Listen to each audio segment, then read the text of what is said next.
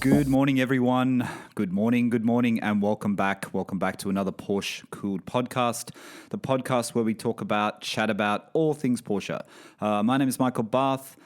Steve from Sydney, Australia, my mate from Sydney, Australia. You know him already. You've heard him on so many podcasts now. This is episode 44, by the way. We're up into the higher numbers, but this is episode 44. I'm not going to talk too much in this intro. I'm going to just hook up Steve on Zoom because I'm running late as usual, and Steve's waiting on the other end. But let's get into the PorscheCooled Podcast. We're going to talk about some pretty interesting things today. A lot of things to talk about. Hopefully, we can get it within the hour. Otherwise, we'll carry it over to next week. But let's get Steve on the line and start talking Porsche. Okay, welcome back, everyone. Welcome back to the PorscheCooled Podcast. Steve is here. Hi, Steve.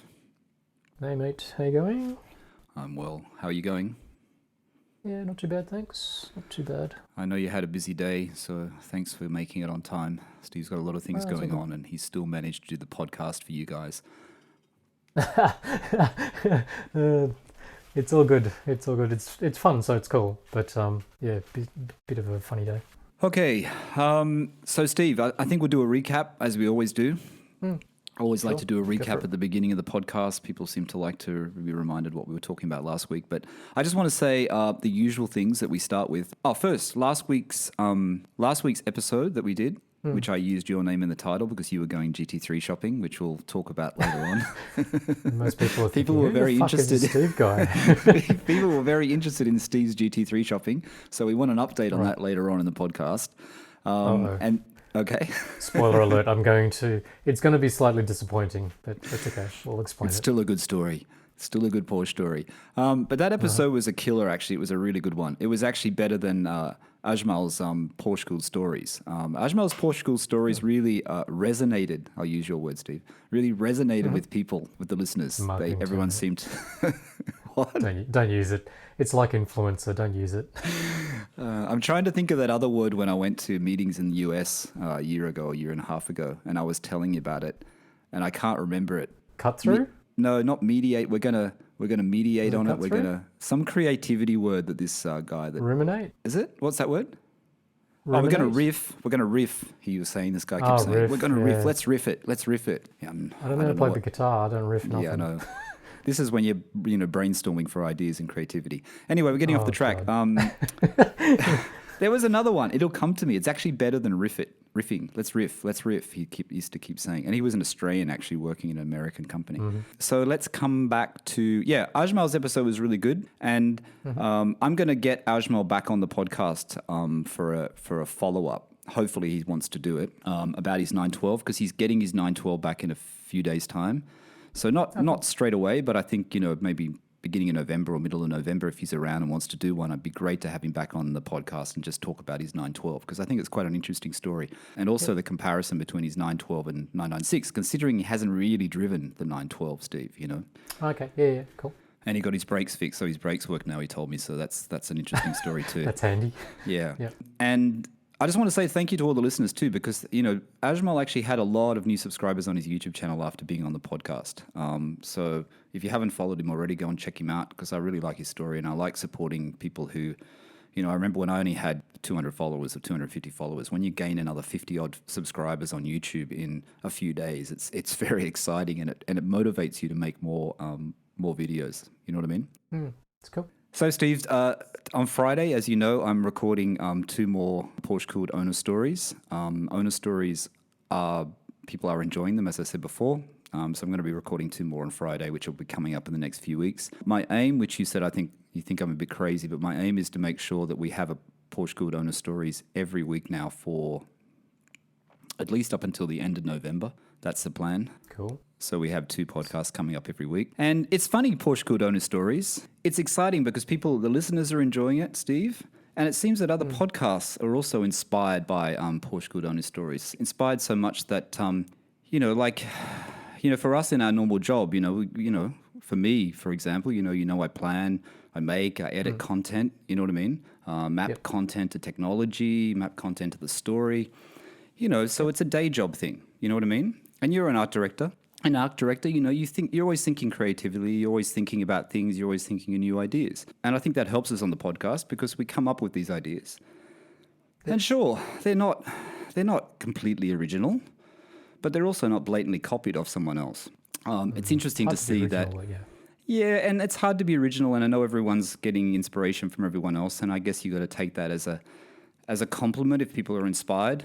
But it surprises me that people are higher up the Porsche hierarchy and higher in the Porsche world than us base their podcast on PorscheCooled. But anyway, the bad news is no new Patreon member this week, Steve. No new Patreon members. No one's supporting us. Everyone's like disappeared. But we have five. We have 5 Patreons at the moment. We have 5 members of PorscheCooled exclusive. So that's really good. PorscheCooled exclusive. Basically, you just join, you become a member. Limited to 300 members only. It's not very expensive. It's $5 US a month. Maybe that's the problem. Maybe that's your problem. Maybe it's too cheap. Cheap? I read some marketing thingo somewhere where there was a theory that if you make it really expensive, then it becomes more desirable and people kind of want to jump on the bandwagon even though they have no idea why. So yeah, but I want our listeners just to join it and help support us. You know what I mean? No, but I think you're right, because there are other podcasts that have just started that have Patreons that are charging double or triple that for nothing. Yeah, right. Anyway, we still have our 5 members. We have 5 members, which is Tim, Justin, James Amateur, Marcus, and Stan. So thank you to those members again for being a member of PorscheCooled exclusive on Patreon.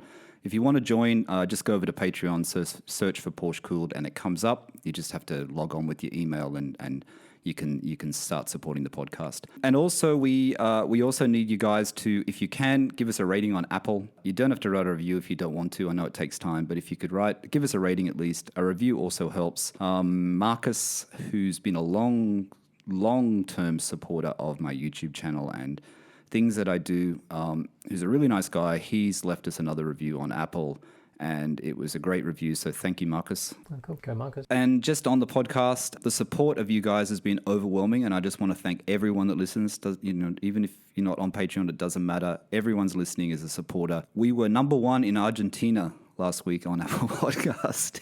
Okay. So thank you all the Argentinians that are listening to the podcast, because we were number 1 in Argentina for automotive category in Apple Podcasts. We were number 5 in Malaysia. I mean, this changes, daily or every couple of days. Yeah, right. We were 7 in Malaysia. I know you have roots in Malaysia, Steve. We were, 5 in Malaysia, sorry, 7 in Italy, 20 in Canada, 31 in Great Britain, number 87 in USA. USA is a tough market. I tell you, there's so many car podcasts in the USA. It's hard to beat Spike and Smoking Tire, that's for sure. 13 in Hong Kong. So there you go. You impressed? Yeah, I am quite impressed. I'll probably try to figure out how to jimmy all of this, but not going to. Don't roll like that. So what else? I've come across Porsche Club of America site, and people in America who are listening are probably going to say, you just came across it. But, being outside of America, we can't join Porsche Club of America, which is unfortunate because it's a really good Porsche club considering compared to Porsche clubs in Australia and elsewhere. Even that, have you seen the Porsche Club of America have the raffle where you can win a car? You can win a 911 and stuff. Yeah. That's fantastic. Why doesn't Porsche Club of New South Wales do that? I was not. I actually, sorry. So when I first kind of joined, when I first bought the car and sort of joined the club and stuff like that, I was sort of tempted to try to get more involved. But you can kind of tell, like, people have got to sort of donate, volunteer a lot of time. Like, I reckon sitting on the committees or being the president and stuff like that. I think it would be a fairly thankless task. Yeah, but I think Porsche Club in New South Wales really need to fix up their website and their internet presence. I know it takes time. That's a template, though. Well, I'll defend them. Like, you can tell that's just sort of like something Porsche has imposed on them. No, but they have the new template, and then you go to the old website, which looks like it's from 10 years ago. That's still up, right? I don't know. It's a bit weird. Anyway, Porsche Club of America is pretty cool. But I came across that Porsche color wiki on the Porsche Club of America, which I thought was really good, especially when you're looking for classic cars and you're looking at original colors and colors that you could possibly respray your 912 in, for example, if it's not a matching colored car. Like Ajmal was saying he's going to paint his slate gray in the Owner Stories podcast. But there's so many colors. Like, I didn't realize that the classics came in so many colors. Half of them I don't even think exist today because I've never seen them come up. Yep. But that's just the color wiki thing, which I was telling you about. I think it's just a great resource. You know what I mean? If you want to respray your car, even if you're respraying like how James did his 996, Project 996, you know, there's so many colors there to, I don't know how you could match them up, or if you'd have to get a good paint guy, I guess, that could actually match it up without having a chip of the paint. But there are people out there that can do it. During the week, I also saw another article on Porsche Club of America, which is the one I sent you, Steve, which was the one about, I actually wanted to talk about this in another episode. I didn't really want to talk about it in this episode. It was 6 rare and special Porsches you can still afford. Which we might talk about in a different episode because it kind of comes down to the ideal 3-car Porsche collection, which you and I want to talk about as well. So I think that's a good one. But I don't know what the rules of that is. I'm waiting for you to give me the rules because it's really hard. I've been thinking about it for like probably weeks now. Well, I think we're a podcast of the people. You know what I mean? Yep. I'm going to talk like a politician. We're a podcast. So don't pretend you're a billionaire. We're a podcast of the people. We're not millionaires or billionaire Porsche collectors, which we're going to talk about towards in the episode as well, about when we talk about classics shortly. Mm-hmm. So I think when it's a 3-car collection for a normal person, and I class us as normal people. You know, there's a limitation on the amount of money you can spend. Complimentary of you, yep. So in my mind, see, and this is where people are going to hate me for this. I don't have a problem with having a Porsche Boxster in the collection, right? And nobody's going to hate that. It's because I know people are buying 996s now because they're cheap, but the Porsche Boxster is still a bargain. It's a bargain, right? And that one that I came across during the week, and it was also in the rarest Porsches you could buy for like cheap money on the PCA thing, was that 2004 Porsche Boxster Spider, the 550 Spider, which was made in 1953 examples or something, wasn't it? Something like that. 1953 examples worldwide or something. And I noticed a couple had sold in the UK for no money. Like the one I saw in the UK only sold for £8,000. The one in Australia is about $35,000. I shouldn't tell this because people are going to buy it. I'm still looking at it. But I think it's quite good. It was built for the 50th anniversary of the 550 Spider. And I think a car like that, and my question to you, Steve, it's coming, is do you think, I mean, that's very cheap at the moment. It's 35 grand. Normal Boxster S's from 2004 are probably 25 to 30 grand, probably. So it's only a small premium, but it is a anniversary model Porsche, if that has any weight. It does have GT silver paint, as on the Carrera GT. It does come with, full leather. It does have a slightly bump in power over the Boxster S at the time, I think, not by much, just a little bit. It had PSM. I think they all had PSM, though. Has a sports exhaust. The back of the seats were also painted in GT silver. The tunnel was painted in GT silver. It had Porsche Sport suspension, had a short shifter, and it has Litronic headlights. So there's quite a lot of extra on that car. Do you think that that's the sort of car that would become collectible? Don't know. Not sure.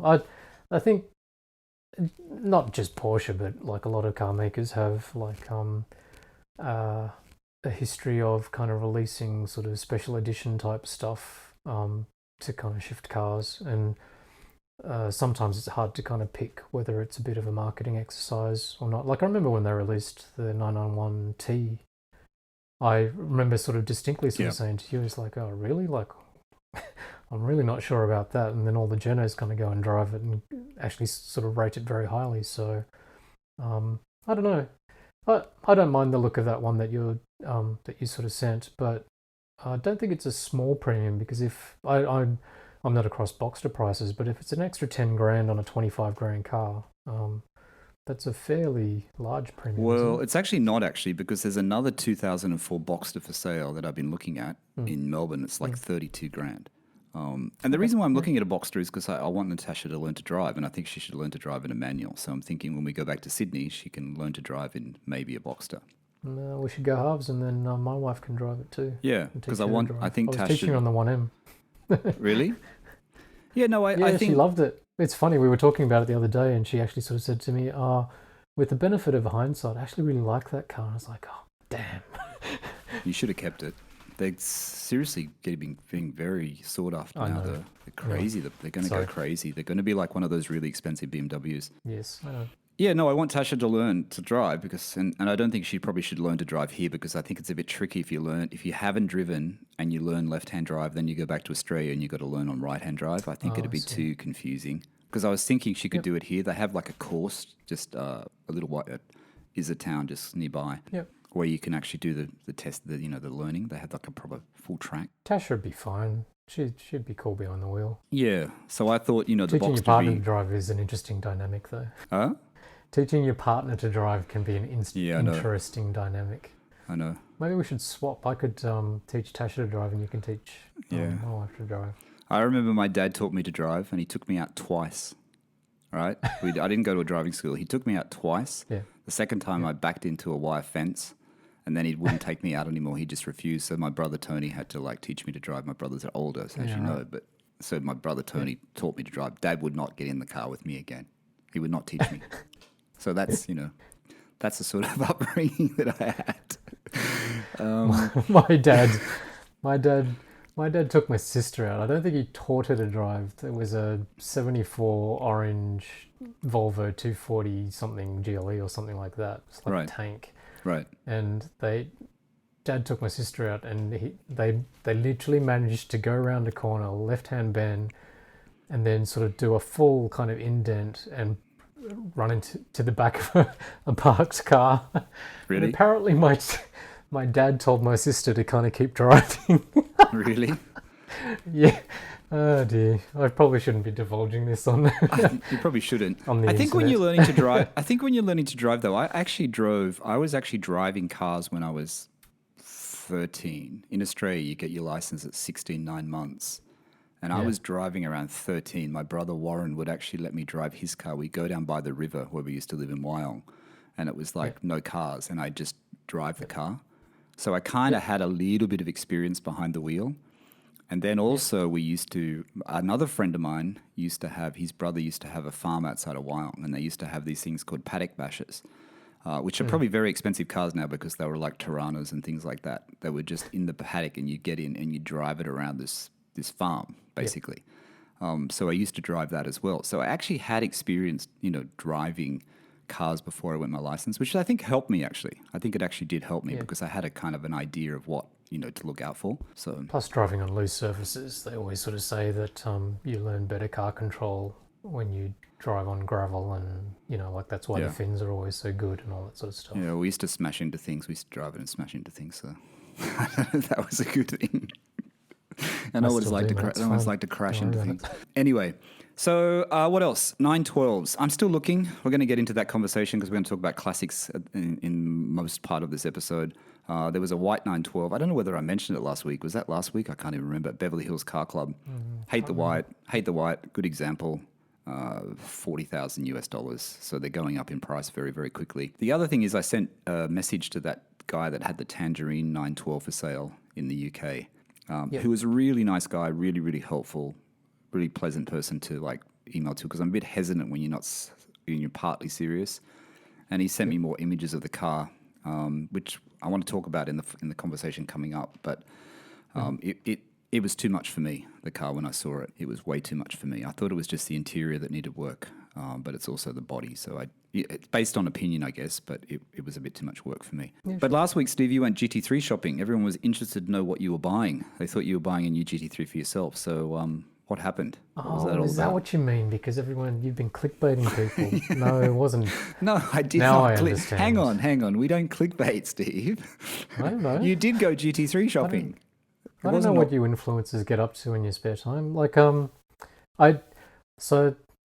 we not talk about it in the podcast? I can't remember.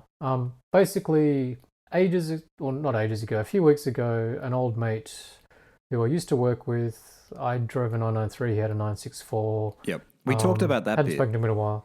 We did talk about this? That bit we did. We didn't talk about what happened when you were going to go and look at a GT3. Okay, so my mate sort of found whatever GT3s are on the market in Australia at the moment. One was at a dealership in Sydney who neither of us, and you've never heard of as well. So we sort of thought, Never heard of it. May as well just go and have a look. Yeah. Where's it located? Mascot. So the dealership is Alex Holland, who nice dude, really interesting kind of character. But I just actually, to be honest, I had never heard of him. And at one point in time, he was down in that York Street Motors spot that's opposite BMW Sydney. So that's quite on William Street in Sydney. Is it William Street? Yeah, it's a no, not William. York Motors. New South Head Road. Is that corner of New South Head Road and Barkham Avenue? Oh, right. He was there. Well, I haven't been down there in so many years. I don't even remember any dealer being there. That's where Porsche used to be. Alex said that he was he sort of was in that spot for a couple of years. But anyway, so he had a GT3, a 997, white 997 GT3, and it had some red details, which it turns out that it's Alex's car and that he did it himself. Like he painted the wheels and the mirrors red. Oh, right. And put the decals on it and stuff like that. But he tracked the car, right? No, he bought it because he sort of said, as you do, I can relate to this. He sort of explained, he's obviously been a kind of dealer and a collector for quite some time, that he bought it with the intention of sort of finally kind of going to the track because he'd had this massive enthusiasm for cars but had never, sort of become a sort of proper track guy. So I think his intention was to do it, but he just never did. So this 5 years later, then he sort of... But this GT3, this 997.1 GT3, it had red painted wheels as per a GT3 RS. It had the GT3 RS stripe. So he put that on, did he? Yes. And so the roll bar inside, did he paint that? Because it doesn't come red from... Yeah. He painted it. Oh, okay. No, he painted that as well. Yeah, Right. I think he was inspired by the RS. And it's interesting. Maybe you should get him on the podcast one day. He sort of had a bit of a point of view about kind of cars and like the whole thing about matching numbers, but when it's your car, just sort of doing whatever you want with it because it is your car and you spent the money, which I sort of slightly skew towards. And I think the listeners need to understand too. There's not many 997 GT3s for sale in Australia, right? And your friend was looking for a GT3, and this was one of them, and this one was actually at a very reasonable price. Yeah, my mate, basically, he's sort of just going on a bit of a journey. Like I said, he used to own a 964. Then, he buzzed me and asked about 996s, which I sort of said to him I don't have much experience with. And then a couple of weeks later, he buzzed me again and sort of said, what about 997 GT3? So he's been kind of going through the gamut. He's been looking, I think he's been sort of pondering 993 turbos, 996 turbos. And we walked into this dealership sort of wanting to kind of have a look at the GT3 with the hope that, sort of being honest, that Robin could kind of take it for a drive. But obviously not wanting to kind of do the wrong thing because, you don't really want to go and just sort of tire kick somebody's car and all of that. Not that he'd abuse it, but so the kind of classic kind of question came up of, if you're serious, then of course you can kind of take it for a drive. But my mate didn't want to lie, so which fair kind of credit to him, sort of thing. Like the car wasn't right for him anyway, so he didn't want to just sort of jump in the car and sort of take it for a spin, which is, going back to why I sort of said, you might be a little bit disappointed by the GT3 shopping sort of story. But it took a bit of an interesting turn because, and this is going to segue into this topic that you want to sort of talk about, because in this dealership, he had this 997 GT3. He also had like a pretty nice 996 turbo. Right. With a Metzger engine manual as well, so they're not, that's fairly kind of rare. Did he? 996. Oh, that's not the grey one, is it? Seal grey one. No, it's silver. Silver with I think it was black interior, fairly low Ks, really good neck, manual.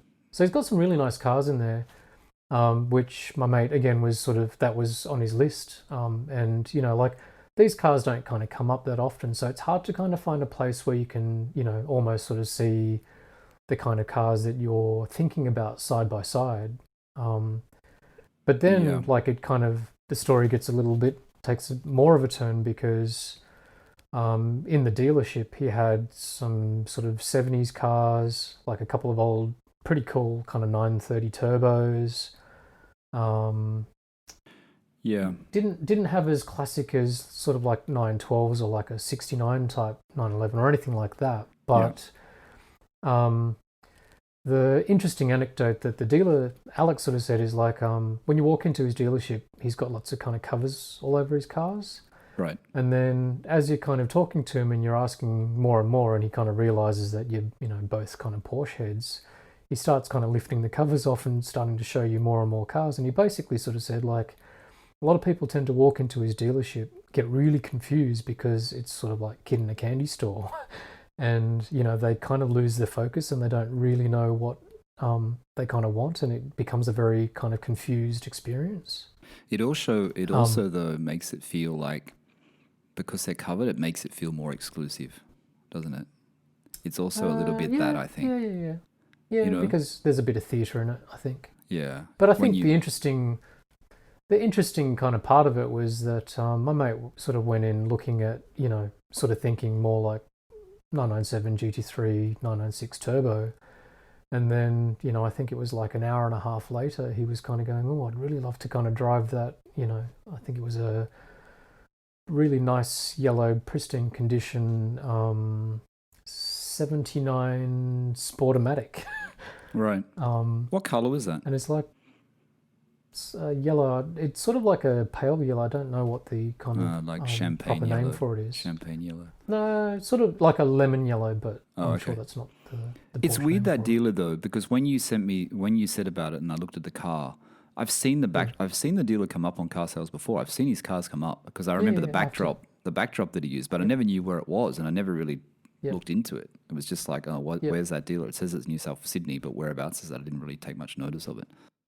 He sold some really nice cars because I remember Alex is sort of saying that he sold a speed yellow 996 GT3 Right. 0.2, I think it was. Right. And he sort of said he wished that he never sold it and that was one that he should have hung on to. So I don't know. It was an interesting kind of trip to kind of go out and have a look at. I love kind of just looking at stuff and chatting with people that kind of enjoy. He knew a lot about Porsches. And sounds interesting, actually. I'd like to go and have a look at it when I come back to Sydney. But you met some good people. So you met this Steve Holland guy. You met the John from Pro Stitch. Like these Porsche people, even though you've been around. Know each other. And they know each other, right? Each other as well. But even though you've been in the whole Porsche world in Sydney for quite some time, from your 964, 993 and GT3, and 993, sorry, these people you haven't come across. You know what I mean? It's weird that even in a small place like Sydney, there's these people that you just don't cross paths with. I'd heard of Pro Stitch before. I just had never met John because, I had to be honest, all my kind of trimming work went to a family friend. So, Did you see the link though that I sent you from Justin, the guy he used at Artarmon? Have you heard of them before?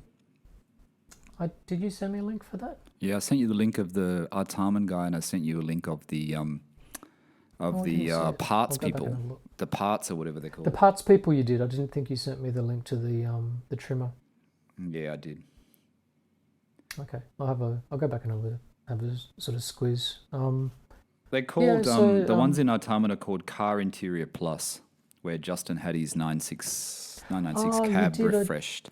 I've never heard of them before. Sorry, I didn't think. I looked at it. I didn't realize it was a trimmer. I thought that was a sort of supplier of stuff as opposed to like a bespoke trimming place. No, that's the upholstery place in Artarmon. Yeah. Okay. All right. I don't know. I'm a massive introvert, so I'm not the sort of most chatty, friendly kind of person. I think I think maybe people in the UK and the US are listening to this saying, you got to remember Australia is still pretty small. You know what I mean, on a world scale. People these artisans, these Porsche sort of pure artisans or whatever we call them, they're very few. There's not that many of them. Do you know what I mean? So because I know if you live too, I think. Yeah, if you live in California, for example, you have so many people you could use. Like there's so many specialists there. You know what I mean? Especially for classics. And this gets onto this, the Porsche sort of guy again. You know what I mean? And when you buy a classic, and Australia is a little bit limited. It really is quite limited. Of course, there's Autohouse Hamilton will restore your classic. I'm sure PR Technology would restore your classic. Oh, there's quite a few. There are there's even more than that. There's the guys on Ron Goodman Saturday as well. Ron Goodman Yeah, is there's- really good for There's body quite a few work. different people to work on your car. Atlas Bodyworks and Artarman is another one. None of these are sponsored, of Yep. course. I'm just throwing them all out there. Yep. And did you notice that Justin said he takes his car because the original owner took it there to AutoWorks in to Wyong. Wyong? I didn't realize. I looked Yeah, at I think I've AutoWorks' heard of that place website. too. He used to work for Autohouse Hamilton. You must know him. Do you know what he, the guy's name is? he worked at Autohouse Hamilton when they were in DY. I thought he worked at I was saying Porsche Willoughby, but it's know what called his name is? AutoWorks. I'm trying to get it up now so I can tell you. AutoWorks in, of course, there's 1,001 AutoWorks that come up. So let's just do AutoWorks New South Wales. There it is, AutoWorks Central Coast Sydney, which is Wyong. So the guy there is, his name is Simon Greenwood. No, I Don't know him? I've been an Autohouse. Yeah, because I'd sort of been a long He was a time major part of the Autohouse Autohouse Hamilton team at DY. Okay. So I thought you would have known him for sure because you've been going to Autohouse for years. There's a link there, Steve. I just sent it to you. All right. So, but anyway, so it's a smaller Porsche world in Australia. You know what I mean? Even in the UK, I found out there's a lot more people. The other thing I was going to talk about with cars, and I don't know whether the listeners, I don't know how they can tell us. Maybe they can tell us by Instagram. But do you think we should do a podcast episode on the Macan, on you and Cindy's Macan Turbo? Oi. Do you think we should talk about the Macan? Do people want to hear about the difference between the Porsche? I know you've touched on it before, but the difference between driving that Macan Turbo, which Steve has, which is a what year is it, Steve? 2015. It's a model year 16, I think. So 2016 model year Macan Turbo, Steve's wife drives. It's a beautiful car. I don't know. I mean, because you've actually said to me in private about the differences when you go for a drive in it, how it's not as engaging and all that, which of course it wouldn't be as engaging as a GT3. But we should probably in an Here's episode. another curveball at you. Yeah. As you know, my 71-year-old mum, drives a C63, a 2010, the sort of non-turbo before. And it's immaculate, turbo. as everyone should know. It's an immaculate condition. Yeah, and I kind of go for a tootle in that quite often. I think I sort of went for a drive in it today, and the God's honest truth, I prefer driving that than I prefer driving my wife's Macan Turbo. Yeah, but the AMG was a pretty sought-after car at the time. They were very popular in Australia. You know? Yeah, and it's very hard to kind of compare them. If you're just kind of going, you want something that's fun, that you can stick kind of two kids in the back and all that sort of thing, then well, I think you should have gone Panamera, you know that, instead of Macan.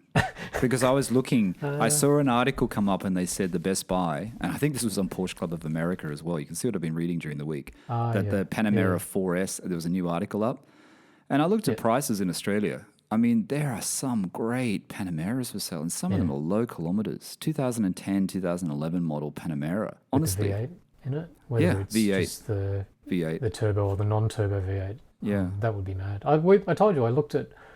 I found one when we were looking for Cindy's car.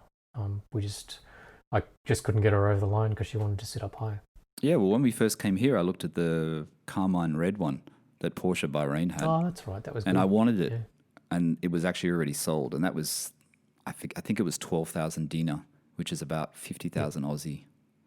I don't know how much that US, 40,000 US, 35,000 US maybe, which was quite a good price, and it had low kilometers, and it was fully specced out. You know, they're very, as I said before, they're very popular. My uncle drives a, I don't know which generation Cayenne it is, the GTS that's got that V8 in it. Yeah. And I've driven that a couple of times. That engine is brilliant. It sounds like a NASCAR. Does it? You told me not to get the Panamera if it was the V6 though, because you said it was basically a Passat engine or something, right? Or something like that. I remember reading up on that. No, Passat? I can't remember if it was a Passat engine, but it might be a Volkswagen Group engine, yeah. You've obviously been watching the latest Nick Murray video too, right? The Macan one? No, I haven't watched it. Is that why you just raised that? No, I haven't watched it. Is there a latest video? He just critiqued the sort of Macan range. Oh, no, I haven't watched that. I'll watch that. All right, so let's... What are we talking about, Steve? Where are we? We're 37 minutes in and we haven't even got onto our main thing. We're talking about classics. And this was spurred on because Steve and I, last week's episode, we ran out of time. And this week's episode, we're getting close to running out of time, I guess. We wanted to chat about the classic thing. And when I was in the gym the other day, I was listening to my podcast, as I usually do. I was listening to Spike's Car Radio. as most people do.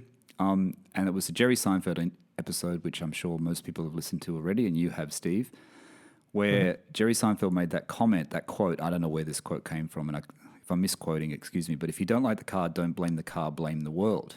And that was a really good quote, and it kind of resonated with me. I'll use that word again, resonated. It resonated with me because someone the other day said to me via Instagram, and the person will know who they are, I'm not going to mention their name. So why would you want a classic 912? Why would you want a classic 912? He said, I watched Flat Cap Driver. I watched Ashmal's video when he had that first and only drive in his 912. And he said, after watching that, why would you want one? You know what I mean? And I think that's a good question. And I think he's got a classic. I think he might have a classic as well, but not as old. Right. And I guess what Jerry Seinfeld is basically saying is that the car is based on the generation, right? It's based on the time you're living, correct? I'm getting a bit off track here. But you're never going to get a car today like a car that was how it was like in the 60s or 70s. You're never going to get... You're never going to be able to go back in time unless you buy a classic. People say when you buy a classic, it basically, transports you to a different era. It transports you to a different feeling in the car. No technology, not as much power. All those sort of things. But buying a classic, it comes back to the fact that the orange one during the week, the 912 that I called up about, and this is about the Porsche guy thing again. Which we have done a previous podcast on about everyone needs a guy, everyone needs a Porsche guy, everyone needs somebody to help them along the line. And I think this is a struggle that I'm having with 912s. And this is what's refreshing talking to people like Ajmal, for example, because he's got a 912 and, I chat with him quite a bit over Instagram about it now because he's looking at things through his car. And it's interesting for me because it gives me some more insight that I didn't have before. You know what I mean? Yep. And, everyone needs a guy, everyone needs a guy. And I think this is the problem. You got people like Spike and Jerry, let's be honest, they've got a lot of money. They've been buying Porsches for a long time. They know a lot of people. They have all these guys. They have all these people for classics, for modern 911s, for all these things which they obviously get in contact with and check. Jerry Seinfeld, for example, has someone that searches out cars for him. He doesn't even find his own cars. Part of the time, I know he's bought cars on Bring a Trailer because I've seen the auction where he bought something and then apparently he sold it straight away. But he also has a guy that does it, Steve. You know what I mean? And I feel like I'm maybe unprepared to buy a classic, right? This is what I'm thinking now. I'm thinking, say it again. I'm unprepared. I'm not prepared because I don't have enough of these guys. I don't have enough of this community, these people to tap into. And of course, there's 912 forums and things like that. It's like the Tangerine 912 in the UK, the guy that was really helpful, that sent me more images of his car. And I mentioned this to you during the week. Sure. He called and the car on the pictures, and I actually reached out to Gary, and Gary at Classic FX, who does all the inside, the upholstery of a car, but he's also well connected in the UK with Porsche people and Porsche specialists. And I reached out to him because I thought it was just the interior of this car that needed fixing, and he gave me an approximate cost it would cost, maximum amount it would cost to fix the interior, which I mentioned last week. And then he'd also said he'd check with his other friend at 912 Revival, who other people have used for 912, the 912 specialist, to see if they knew the car. I told him not to bother because I got the images back, and for me, the car was just too much work. Now, the gentleman that was selling the car said it was surface rust. It may have been an easy fix. It was around the windscreen. It was on the rocker panels. There was a lot of holes of rust. You know what I mean? In my opinion, as someone who's not an expert, and like I said, I don't have a rust expert. I don't have someone to call to find out how bad it is or, do you know how much it's going to cost?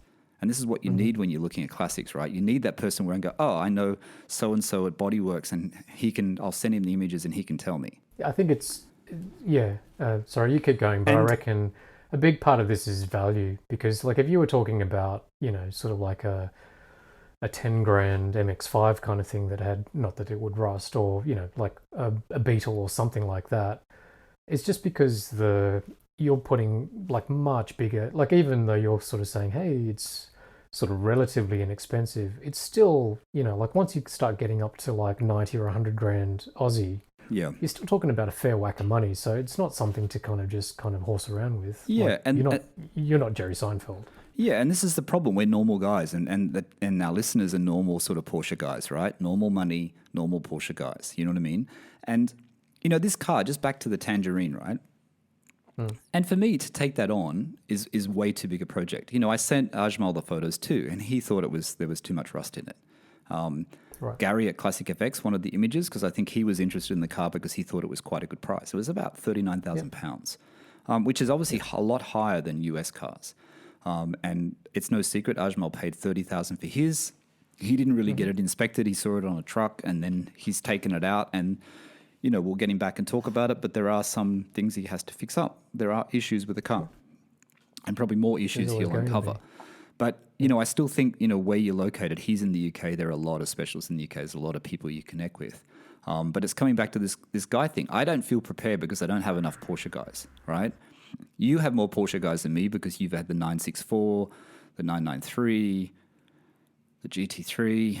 You know what I mean? Start somewhere though. Like, and I'm not trying to talk you into it, kind of thing. But I do know what you're sort of saying in terms of the hesitation. But if, for argument's sake, you sort of said, "Stuff it, I want to kind of get the sand beige 912 that's in Melbourne at the moment," which is still the best one. It turns out.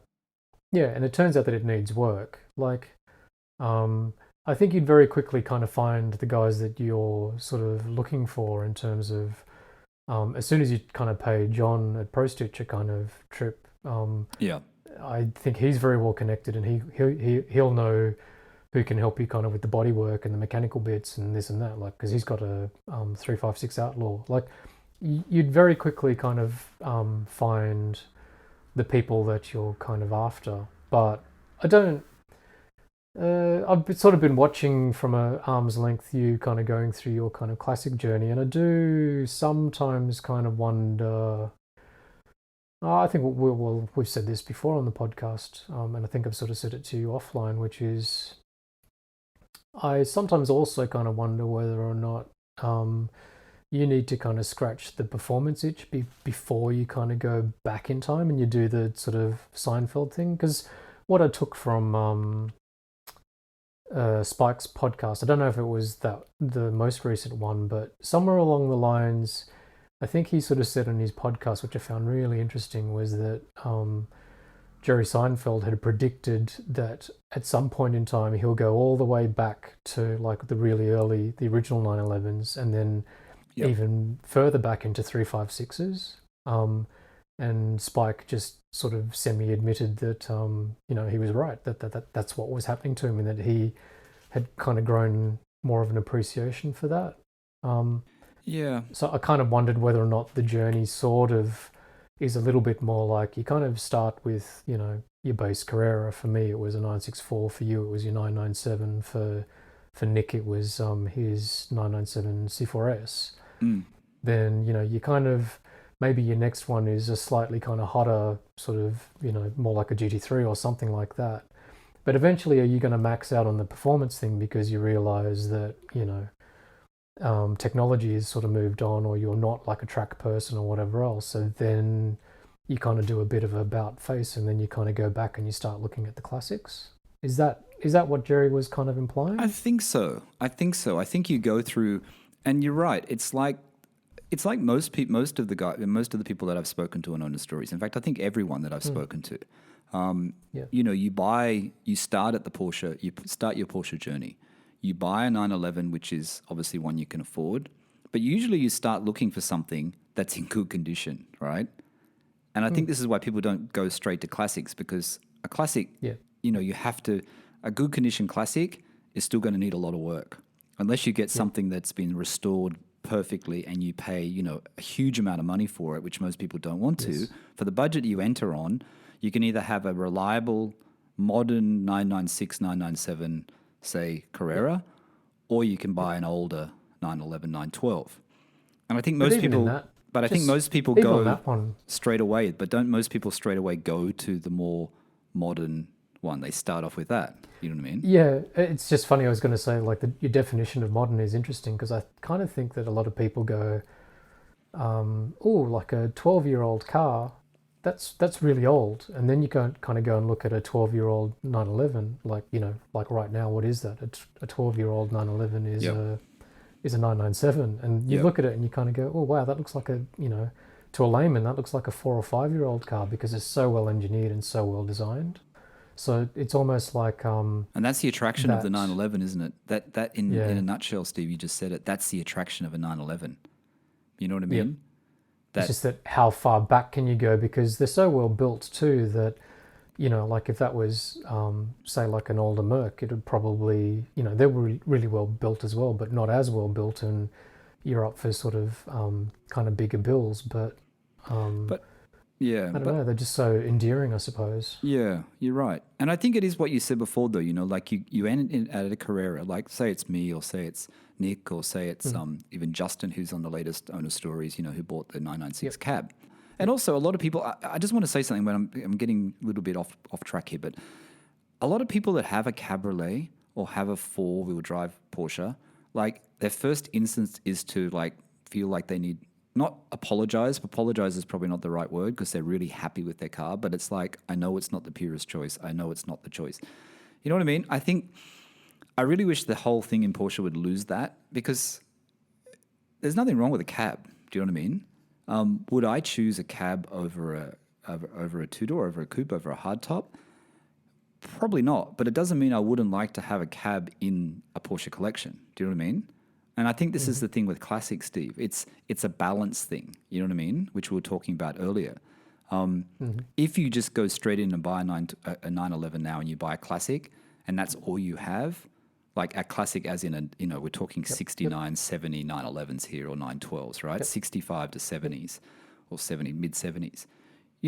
I think if you just buy that as your only car, it might be very hard to have as your first Porsche. I'm sure there's people who have done it, but for me, I think I'd find it really hard. But in the situation we are now, like you have the GT3, you're in a better situation because you've gone up the ladder. You've gone up the hierarchy of models. You're at the pinnacle almost of the to most people, what most people are aspiring for. Most people I talk to want a GT3. Whether it be a modern Yeah, touring or a 997, or most of the people in sure. owner stories want a GT3. All of them actually, and you've done that. So to keep the balance, and you'd have to keep your GT3. You couldn't just sell your GT3 and buy a 70s No, 911 no because you wouldn't be chance. satisfied, right? No way. Yeah, because I just miss the sort of performance thing. I think I said this to you in a text last week or something, Yep. just in some weird musings that we were having. But because you've been sort of talking a lot about sort of classics and the 912 thing that you've kind of got going, I'm sort of sitting in the background kind of thinking, oh, I'm not really sure if I get it. And part of that is mainly because I've never driven one. So I'm not kind of willing to put my neck on the line and sort of say like whether something is good, bad, or otherwise, because I just don't have enough experience with it. So like first and foremost, I'd love to kind of go and drive, something of that kind of vintage. Like Yeah. the oldest 911 I've driven is a 80, whatever my uncle's was, an 86, Carrera. But a long time ago. You want to drive them back to Yeah, back yeah, with your yeah. GT3, don't you? Exactly. But part of it for me is like you kind of use me as the example. Like I've got a GT3. If you're kind of following that sort of path, like if I wanted to kind of ramp up the performance even further, then like by rights maybe I should be, if I was going to upgrade, which I'm not. Hello to my wife.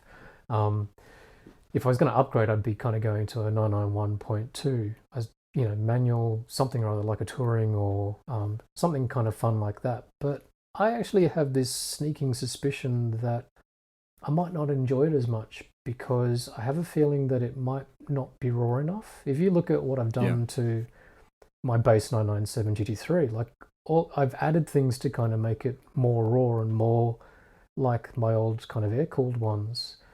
So I may have kind of hit that point where it's sort of like, when I had my 1M and I jumped into my uncle's M2, which was the next generation of it, per se.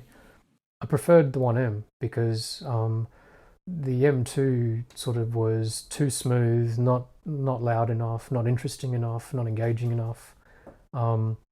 So does that mean I may have kind of hit the sort of peak of the sort of Maybe performance you've hit the ceiling. Yeah, you've hit the performance of ceiling. And so then I should kind of do what you've sort of been pondering, which is kind of, if I was in the market, kind of go back to something kind of classic. Yeah. But the interesting thing about that is that I don't know, because I don't know if I've got that true appreciation for classics yet. But I think part of it is because I'm still like quite immature with the car thing, like in terms of I still hanker for, the loud bit and the sort of the performance-y kind of bits. So I might not quite be at that point where, like I just need to jump into, sort of like a early 70s 911 and see what I actually kind of think about it. Yeah, see, maybe, I mean, it seems like the classics would actually suit you though, because of the rawness of the classic. I love the look of them. Yeah, the look of them, so the rawness as an of object, them, the analog nature of them. The fact is the power might be a problem for you, but it may not, because that whole experience when you're in it, Steve, unless you get like an old Carrera RS, which would cost you like so much money. No. Yeah. Again, we're not. So you're not talking to Zuckerman. We're talking like... I just sort of mean... Yeah, normal pricing here. But see, because even I think part of this kind of weird conversation is also the fact that because just 911s across the board have appreciated so much in value, you can't actually sort of have this sort of slightly kind of whimsical point of view about it, because you're talking about a shitload of money now. Like, you can't just kind of, impulsively kind of go and buy, like a cheap 911, because there is no such thing anymore. No, so, which is why the 912 is such good value. And I know you say a lot but of even people then, in Sydney. it's still expensive. People in Sydney, it is for what you get. I guess it is expensive. Yeah. But you can get one for, if you bought one in the US, and this is not getting it shipped anywhere in the world. It's maybe 50 grand. Oh, well, it's 39,000, isn't it? 30 to 39,000. But the ones at 30,000 now are pretty they need a lot of work. Beverly Hills Car Club needed a lot of work, and 8 months ago they didn't need a lot of work at 30,000. So the prices have jumped, as we said before. Like, I like the idea of it. I love the idea of it. I love the look of it. Like when I was walking around Alex Holland's dealership and sort of hopping into like all of his old kind of 70s things and feeling the clutch and the kind of gear shifter and all of that sort of stuff. So cool. Like, and I can remember it sort of, my 964 and my 993 weren't that old, but there's still the connection between all of it. Yeah. But I guess so. It's not the desirability. It's not the design. It's as an object, all of that sort of stuff. I reckon it's probably going to be partly about the ownership experience. Yeah. Because my little benchmark maybe for sort of classics is like my uncle, who has a couple of old Beetles, a couple of old original Minis, 2002 BMs, like the a pinnacle TI. of the BM, the one that used to be so cheap, the 2002 Ti. Yeah. And it's so sought after now. It's such a nice BM, that one. I really want to go and pay him a visit, because since he's bought it, I don't think I've ever driven it. I've looked at it, and I want to almost like test myself to see if I kind of have, I can be less childish and see if I've kind of got an appreciation for it. Steve, you drive the Beetle and you'll know what the 912 is going to be like, because it's really much going to feel the same. I have driven it. Not the same, I have but driven his similar. Beetle. Yeah. And so, like, just use that as an example. Like, it's really cool. Like, I actually can remember appreciating, because I actually have driven it. But when you kind of talked about the orange or tangerine 912 in the UK and the surface rust, I believe my uncle has completely he's had quite a few cars which he's kind of resprayed from scratch. Yeah. And he sort of said to me the rust kind of comes back.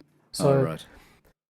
And then you kind of layer in, this is sort of like probably yours and my mindset, which is, I reckon you're a particularly kind of fussy kind of owner. So it's like, as you sort of said, can you live with that? Because if you've gone and tipped, like, cheap is like a 12 grand respray, expensive is sort of more like a 30 grand respray. You go and spend 30 grand on a respray on a classic something or other, and then because of the way that it's made up and there's a little bit more surface rust somewhere that kind else of bubbles up around again. the windscreen. Mm.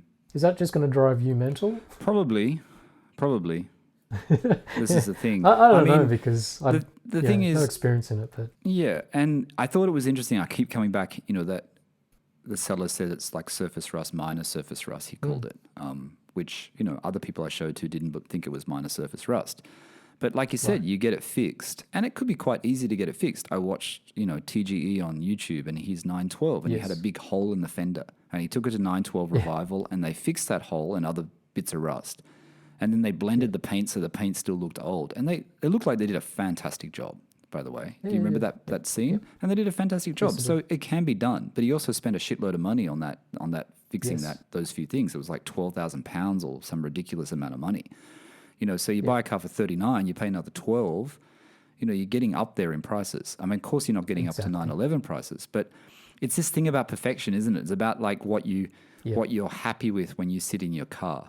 And I think, the 356 is another story because the 356, and, living in Australia, we're in a warm climate, so rust is not such a big deal. But if the cars come from Europe, and that car had come from Europe, that orange one, and it was in the UK, and the guy's been driving it. Right. Yep. But look at the 356. The 356 has more rust problems. I was reading articles about them. And like you buy one of those, and it could be just completely rusted. That's why most people just completely restore them because there's just so much rust problems in the 356. But I thought it was interesting on Spike how I think it was Jerry said the same thing to him, didn't he? That, you're going to want a 356. And he said, I don't like 356s. You know what I mean? And, it's almost like going from modern 911 to a 70s 911 or 60 to 70 911, 65 to 70 911. And then you think, oh, maybe I want older. You know what I mean? I never really looked at 356s. I never thought they were that great. You know what I mean? And now I've started looking at them, and I can see the appeal, especially if they've got the right little speedster seats in them. And, the Speedster is so much money, but they're... You and Justin talked about it in terms of referencing 90210 and what... yeah, he did, yeah. I forgot all about Luke that. Perry drove. The late Luke Perry, like, yeah. That's exactly sort of partly kind of my... how I kind of equate like 356s as well. Like they look unreal. They sound like Beetles to me, like whenever I've kind of heard one sort of start up, but I've never driven one. And I'm sure they're beautiful kind of things. I don't know, like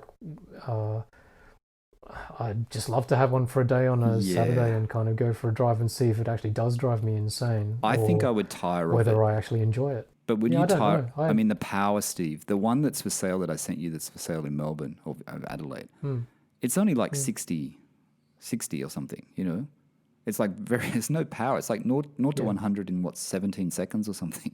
You know what I mean? Like, I know it's an experience, but like I think that experience is a little bit too slow. I don't know. I can't guess at my reaction to that. Like that's really why I wanted to kind of go visit my uncle and just go and take a couple of his old cars for a spin and just sort of see if I can kind of get a rough read and see if I've actually matured any or if I'm just still like a complete child. Yeah, and I'm interested in seeing flat cap driver Ajmal doing more videos on his 912 because I'm interested in seeing the driving videos, especially around the roads where he lives in the outside of London.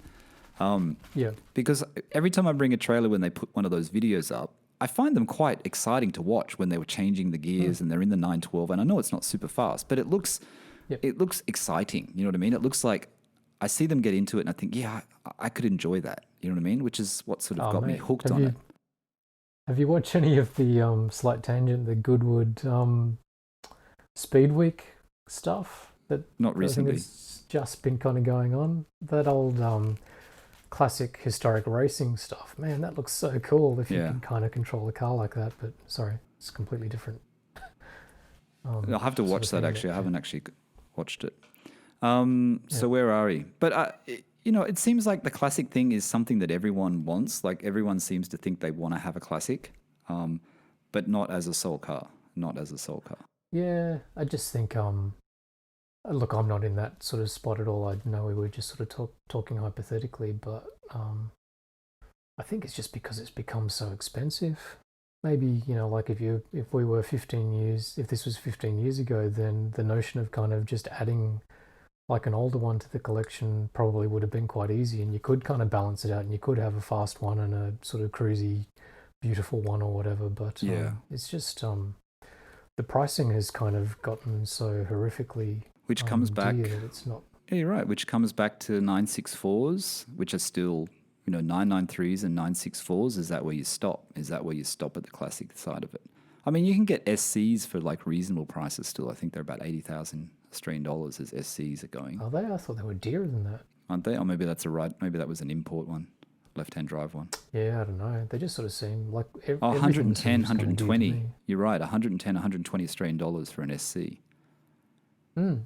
So look, maybe partly in my brain is also because like I'm an old fart and I haven't kind of adjusted to it, but because like I can still remember when a car like that was more like 40 kind of thing. Yeah, and I remember when we spoke about it in 2004. They were like, 30,000, 25 to 35,000 for the Carrera 87s, and then I remember Autohouse had a brown one with brown leather interior. And it had like, I think it could have been a turbo, and it was 65,000 or 69,000. I remember you and I were talking about it at the time. Remember this? And it was like, fuck, that's so expensive. That was so expensive. If only we knew. If only we knew. You know what I mean? Yeah. Like looking at the cars in Alex Holland's sort of thing, like they look brilliant and they smell really good. Even he turned a couple of them over for us and all of that sort of stuff. Like they'd be... I know that I'd like it. I just don't know if I would like it for 150 grand. Yeah, that's the thing. Because you look at other things. What else can I get for 150 grand? Exactly. You know what I mean?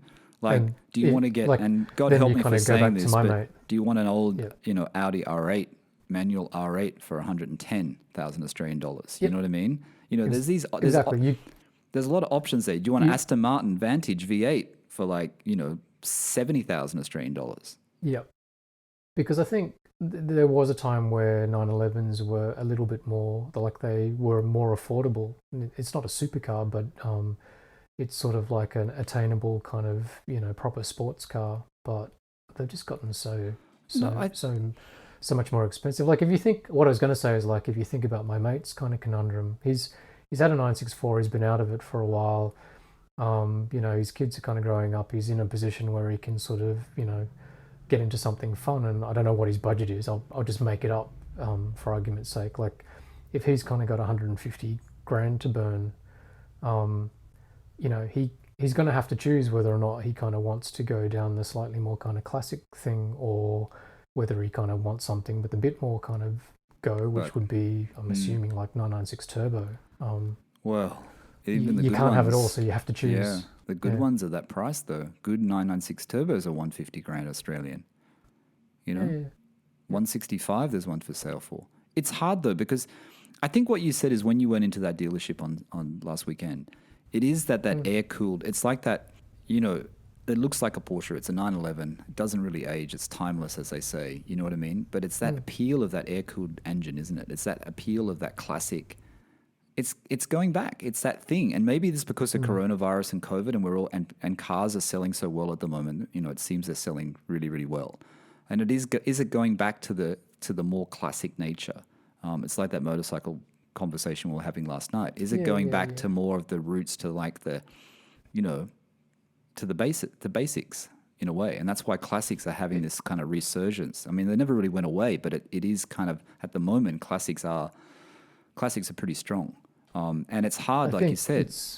It's also because like what we were hinting at before, or we've talked about it before, like new age supercars like a 992 Turbo S or a McLaren or something like that, they're so capable that, like maybe by comparison they don't have as much character. So like it's kind of gone past that tipping point.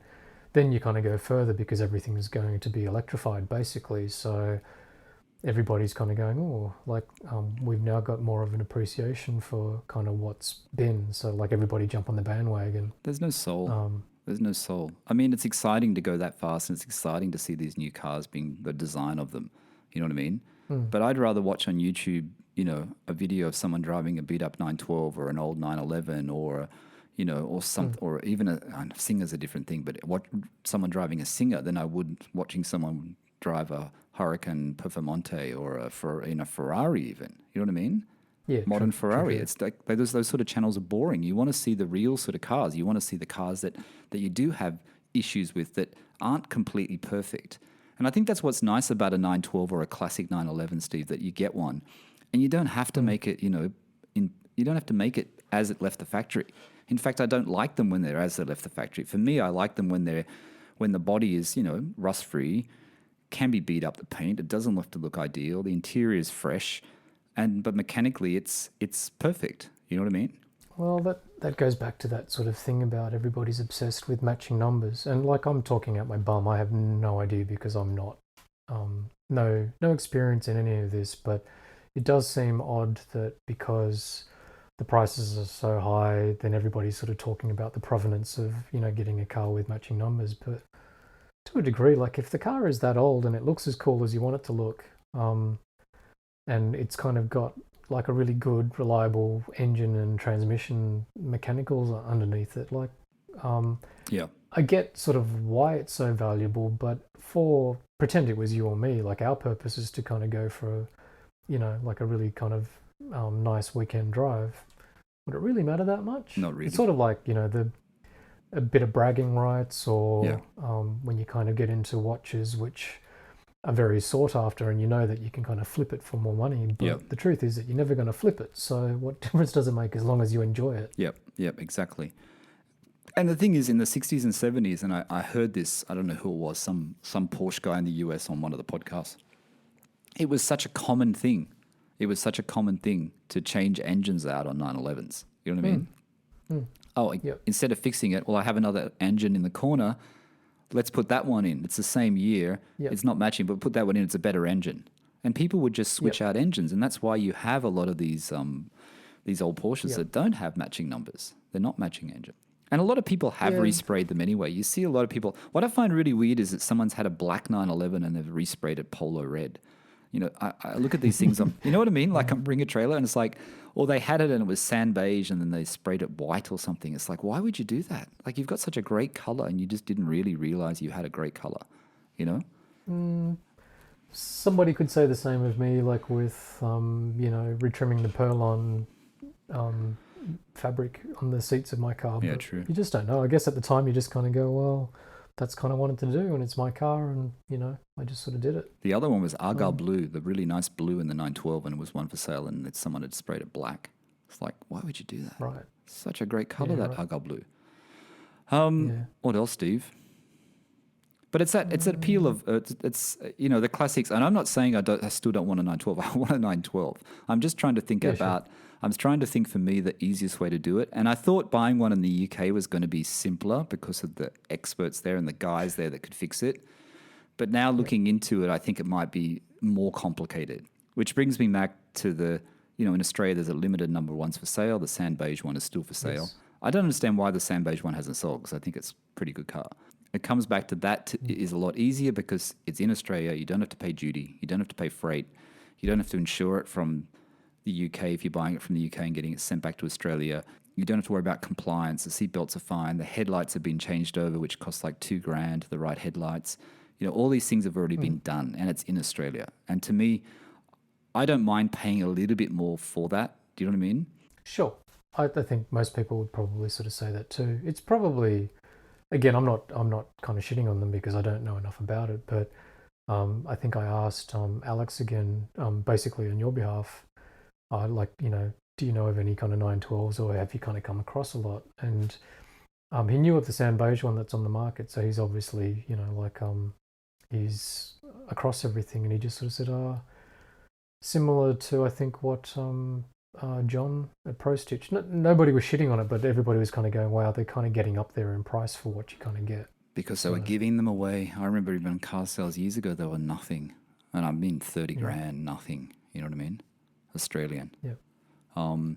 There's actually a really nice green one in Australia. I came across it. There's a guy that has an Instagram account that has a 2002 Ti. He does a lot of BMWs on his Instagram. Right. And his friend has an Irish green one. There's an Irish green one in Sydney because they had a video of it in Sydney, which actually looked quite good as well. Actually, there was, I remember, I think on Autohouse's Instagram, they're working on a 912 Outlaw, the grey one that's got drilled door handles and stuff. Oh, really?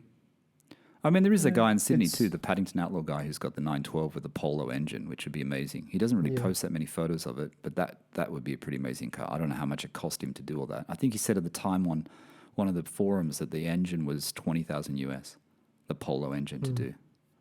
So it's a big, and so you don't need a matching number car if you're going to change the engine out. So maybe that's what people do because they want to have the more power in the 912. You know what I mean? Yeah. And that Polo guy is Maybe one of the so. guys in LA that's well respected. There's Will Hoyt. There's that Polo guy. I think Polo guy works out of his garage, I think. Right. But there's a few people there that, that I think Spike and Zuckerman have actually quoted. But it's too much to talk about it just in one episode. There's so much when you start getting into classics and what you want. But I guess, Steve, to finish this podcast, do you want one? Would you buy one? As a second car? I actually take out my sort of financial status. Yeah, and perfect world. marital. I actually just don't know. I really don't know. I'd need to kind of go and drive one. Because I know I love the look of it and I love the idea of it and all of that sort of stuff, but I would want to kind of go and drive one to see what it's like, to see how I felt about the actual kind of driving experience. Yeah. Because, if it was, call it 150 grand again, just making up numbers. If I had 150 grand to spend on another car, would I go and buy like an old 911, or would I prefer to have like a 964 or An like old a Boxster. resto mod type thing, or a Boxster Spider kind of thing? Yeah. They Which would be the sort of same things that I money. would be thinking about, and I don't know if I would necessarily kind of jump into a classic at that Yeah. sort of Yeah. price. Fair enough. I think that's a good spot to end it. What do you reckon? Yeah, cool, all good. That was good, mate. Thanks for the Felt chat. like there was a lot of rambling again. Have we rambled? I don't know if we've rambled. I mean, we're just I don't talking know. out loud. don't It's know. like we're having our coffee and we're sitting back and we're sitting, watching the sunrise and talking about Porsches, right? Sunset, I should say, not sunrise. Too early in the morning for me for sunrise. Sunset. Yeah, I don't know. I have no idea. It's all good. All right. Thanks everyone for listening today. Like I said, this is a PorscheCooled podcast. You know that already. We are on Instagram, PorscheCooled on Instagram.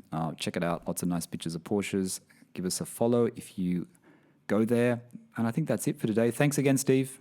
No worries, mate. Take care. Have a good week. You too. And we'll talk to everyone soon. Thanks for listening. Bye for now.